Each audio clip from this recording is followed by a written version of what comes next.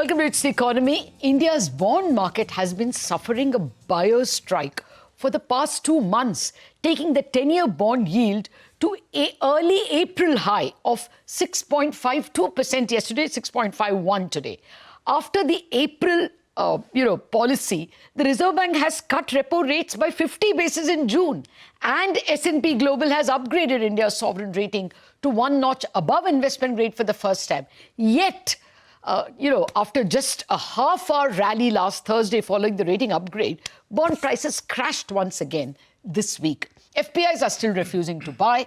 Separately, let's look at other markets. Jerome Powell is slated to speak at Jackson Hole on Friday and is also expected to cut rates at the FOMC meeting on September 17th.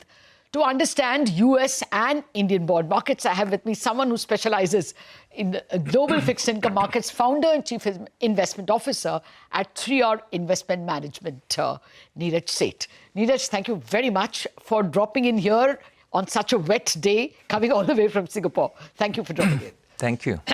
Well, for starters, how do you explain this Indian markets, fall in bond prices after a rating upgrade, after a double cut in June and a CRR cut? Is the fiscal fear so high?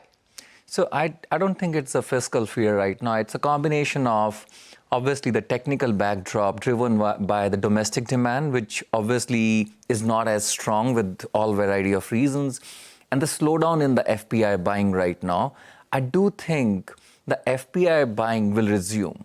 Now, obviously, the question is, what will drive that? It'll be a combination of the path of monetary policy, where I do expect the RBI to continue on the path of monetary easing, especially given the geopolitical backdrop and all the pressures we are seeing, and the stabilization of INR, which is also seeing a little bit of a noise around it, driven by the geopolitics and the additional tariff hike from the US. So I do think you are in, I can't call it a dry summer, it's not, it's pretty wet outside, but the reality is, I do think you will see the FPI resuming the buying once you have stable currency and the path of monetary policy seeming to be more towards easing. Okay. The Indian understanding was that FPIs will be favorably tuned to India, especially after the rating upgrade. What's keeping the FPI away? The numbers will come up for you. I think we are having a fairly negative number for FY26. FY25, it was a huge FPI buying because of the bond inclusion. But now it's a negative 1.1 billion as of August 19. That is FY year, April 1st to yesterday.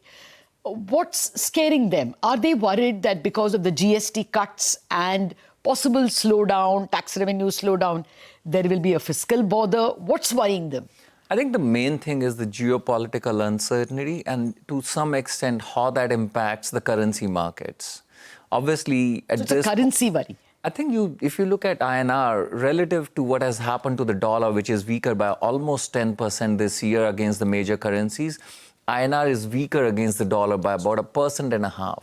So it has underperformed not just the developed market peers, but also the emerging market peers. If you think in terms of the currency, and then when you take an FPI view of the world, rating matters, but is not the primary driver of FPI's view in terms of taking the position. It's going to be, as I said, monetary policy and some stabilization in currency, which I do think you will see in the coming months and quarters. So you expect FPI bond buying to resume? I do think it will resume. Again, the other challenge, as you can see, is more coming out of the US from a fiscal financing, the inflationary impulse, is the steepening of the curve. And that steepening of the curve obviously is influencing how investors look at the global bond markets, not just the US. Oh, so you mean it's a global bond aversion possibly? You're seeing a little bit of that aversion. You're seeing some pressure because of the correlations. You're seeing obviously some losses. If you were sitting on the long end of the US curve, you're sitting on losses right now. Fair enough. In any case, let's turn to the US situation and then come back to the Indian currency as well. How do you see, do you expect a rate cut? What is the trajectory? And what about the 10-year bond yield itself in the US, even if there is a rate cut? So I do expect a rate cut. I think as we go through the NFP on 5th of September and the CPI report on the 11th of September, I do think the discussion might move more towards 25 versus 50 rather than 0 or 25. I do think there's room for the Fed to cut rates. Can they go very far? I'm not sure about that, but right now there is room. But there's also an additional element, as you can imagine, as we go into the last quarter of the year, the discussion will start around the Fed transition, the next Fed chair. And the more we go towards that, the impulse from a Fed standpoint to make major changes in the policy come down. But the September meeting is live with a high potential of a cut. Yeah, Now, the 10-year point, Lata, the reality is the Fed controls the front end. Rest of the world controls the 10-year. So I don't think the 10-year has a huge amount of room to rally. It might come down a bit, but the 10-30 curve might steepen even further. Okay. No, actually, the 10-year bond yield has been between 4.3 and 4.5 forever now, even after some of the rate cuts of 2024. You think it stays at 4.3? I would Does it nudge if there is a 25 basis or even a 50 basis? So I do think the 10-year does come down from there. That's almost like the fulcrum point for your overall curve. So front end to the belly benefits to some extent, obviously, from the Fed cut.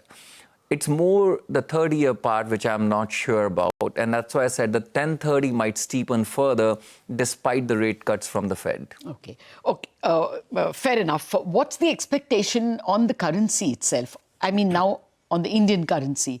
Can you give us the global view or your client's view of how they see the Indian trade balance, the capital balance, because capital flows are also not coming and there is a bit of a jitter on the current account. So there's obviously multiple elements. If I try to simplify, it's the geopolitics, and the more important part is combination of the changes in the alignment from a geopolitical perspective and the tariff itself, which was a big surprise for the markets in the last 1 month.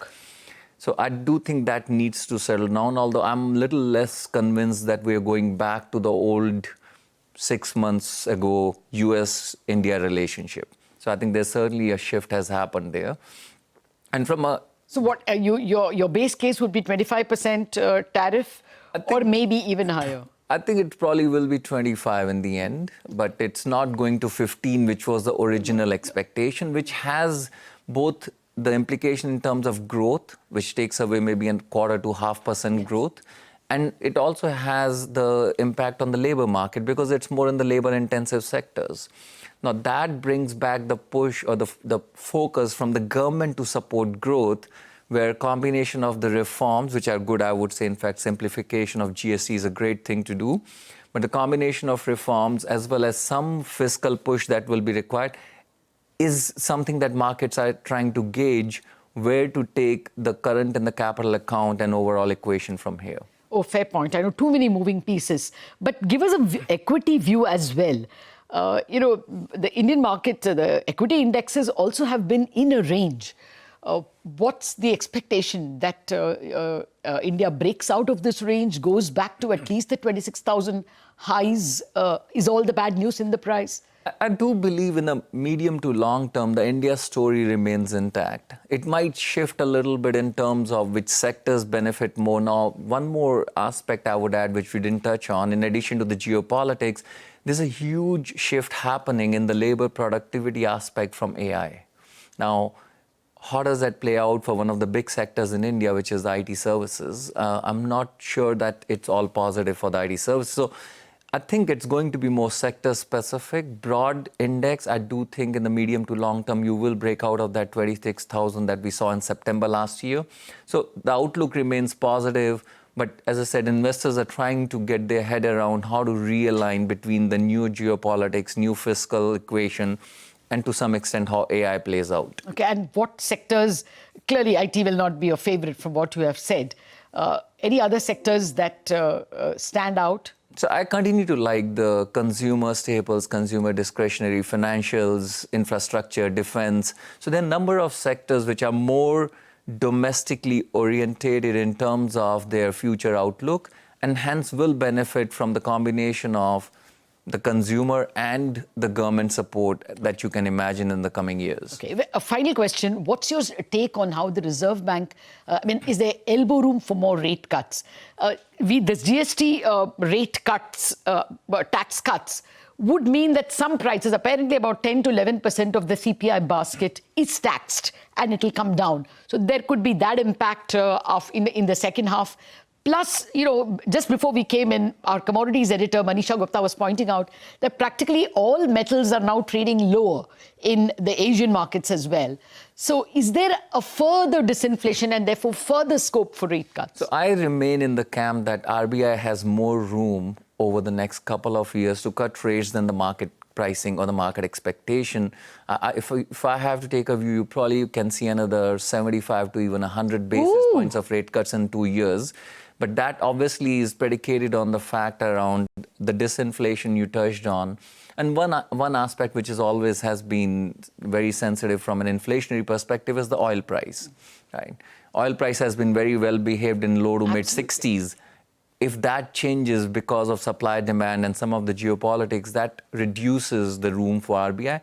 But currently, can they cut rates another 75 basis point? I do think so. Okay. Oh, the softest I've heard is 50 basis, taking the repo rate to 5, but 4.75 is a new hope. Well, out of time, Neeraj, thank you very much for dropping in and giving us your perspective on both global and Indian fixed income markets. We have to wrap up on Bazaar on that note. Chartbusters coming up after the break.